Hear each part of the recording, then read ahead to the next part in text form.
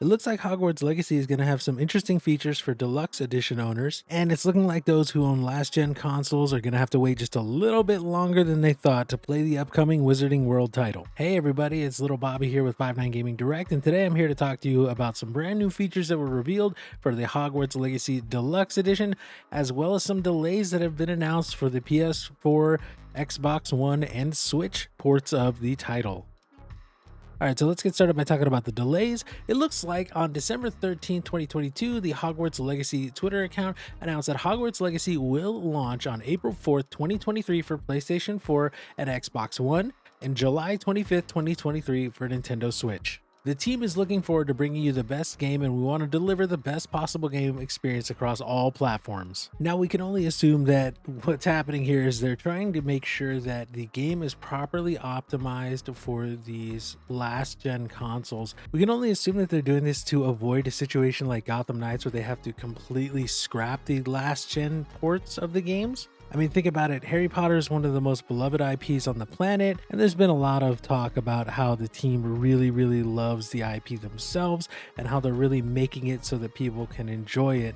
And I assume that that's the goal here with delaying these, is making it so that they can get as many people with whatever console they have to be able to play this game, because it's such a labor of love for the team. But the most unfortunate part of this is that I believe this is the third delay that this game has had, and that just doesn't look good no matter how you spin it. It doesn't matter if it's just the last gen, right, the quote-unquote old consoles that it's happening to, and the other February release date for next gen consoles or current gen consoles are still being adhered to. If this game is not up to snuff, not only on the current gen consoles, but also on the last gen consoles, you're definitely going to hear a lot of people say, oh, hey, now we know why they delayed this game so much. Obviously, they needed to delay it more, right? We still hear that about Halo. I still say that about Halo, right? A game that comes out too early that's not properly finished is just going to feel bad, and it's going to always be a bad look. Now, recently, Portkey Games and WB have put out really nice long gameplay sections,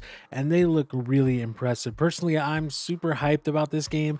I have a couple friends who we used to read Harry Potter and talk about it back in the day that they're hyped about this game. This is one of those things where it's like, if you're a Harry Potter fan, or if you've been a Harry Potter fan and you're a gamer, this might be the be all end all game for that IP. And if it is, and Portkey Games can pull this off, I think we're gonna definitely have some awesome stuff, right? Recently we've seen, like, hey, you can pull out your broom basically anytime you're outside. If you're outside the castle and you need to get from one end of the playable area to the other, you can just pull out your broom and zip on over there. We've also seen that the common rooms for each specific house is going to be fully made and explorable. You'll be able to find some secrets even in just the common rooms, and you're going to be able to see things we've never seen before, like the Hufflepuff common room. We also know that you're going to be able to take different types of classes to learn more and more unique and advanced spells to make your character more in line with what you want to be as a witch or wizard. And I think all of these things are going to be really cool, and are going to be a lot of fun for anyone who grew up reading these books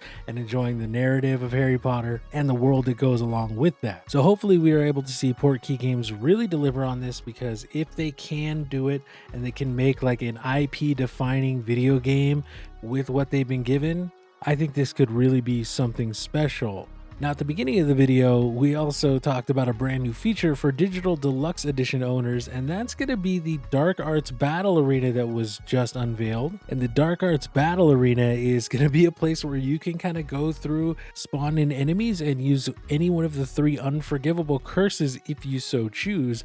Now, if you're not super familiar with the franchise, there are 3 curses that are called unforgivable. They are like a one-way ticket to prison in the Harry Potter Wizarding World. There's the Imperius curse, which is like a mind control spell that takes away someone's free will and makes them do exactly what you say. There's also the Cruciatus curse, which is basically just a torture spell. It just inflicts an extreme amount of pain on the person the spell is being cast on. And one of the side characters in the main book's parents have this spell inflicted on them, and they, go insane after the pain of having it done to them so much. And finally, the infamous Avada Kedavra spell, which is just the death spell. It is the I am ending your life spell. It turns out you can use all of these in this Dark Arts Battleground, if you are a digital deluxe owner right from the get-go. It's also said that you can buy a DLC for the game that's going to allow you to have that Dark Arts Battle Arena as well if you own the base edition of the game. And personally, I know that I'm going to be grabbing the Deluxe Edition. I grab Deluxe Editions of games I'm excited about generally. I don't know whether or not I'm going to pre-order it super far ahead of time, but so far everything has been looking good. I'm hoping we get to see some reviews before the actual release date. I know there have been a number of games that hasn't happened recently, most notably the Callisto Protocol, which we're going to be reviewing here as well. But upon taking a look, it does look like if you buy a physical deluxe edition, which is a thing, you will get the Thestral Mount Dark Arts cosmetic set and the Dark Arts Battle Arena. So you're going to be able to utilize those spells if you just bought the base edition of the game and you're enjoying it, but you want to try and go into this Dark Arts Arena. And likely you'll be able to do that by spending an extra $10 on like a DLC once it comes out. I don't see how they could charge more than that. It'll probably just be a deluxe edition upgrade that you can purchase on PS Plus, Xbox Live, the Epic Games Store, or Steam Marketplace, whatever PC storefronts are selling the game. But let us know in the comment section if you're hyped to try out this Dark Arts Battle Arena, if for whatever reason you've always been looking forward to using the unforgivable curses on somebody in a video game. I think having the option is cool and fun, and like if you're someone who wants to just spend all day doing that, you're more than welcome to. Personally, with all the stuff that's come out for this game over the past year or so, I'm really looking forward to it. Again, I've been a big Harry Potter fan for a long time, and I think with everything they showed off so far, it's going to have a lot of replayability as an RPG. Maybe not the most in-depth RPG of all time, but think about it. You can go in, you could pick what house you want to be in. Do you want to be in Gryffindor and be good at charms, or do you want to go into Ravenclaw and be good at like defensive spells? Do you want to go into Hufflepuff and be great at herbology and potions?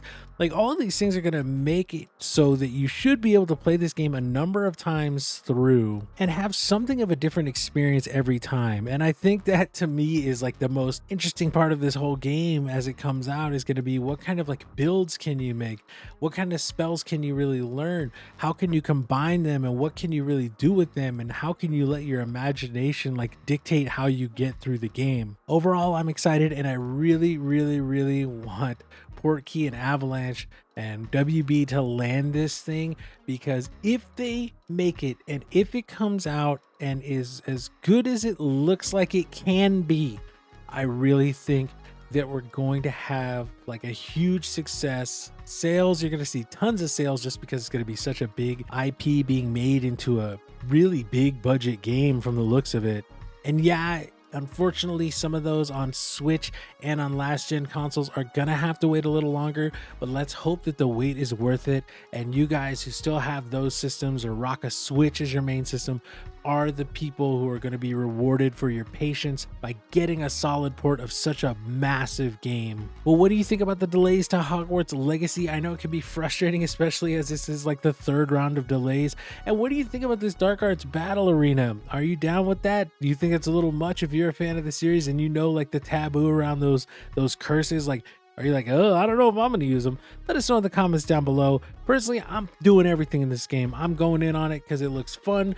This is probably going to be the main like RPG thing that holds me over until Tears of the Kingdom comes out in May, and I cannot wait. Let us know any of your thoughts and opinions down in the comments below. I'm Little Bobby here with 5-9 Gaming Direct. Thank you so much for watching, and I hope to see you soon.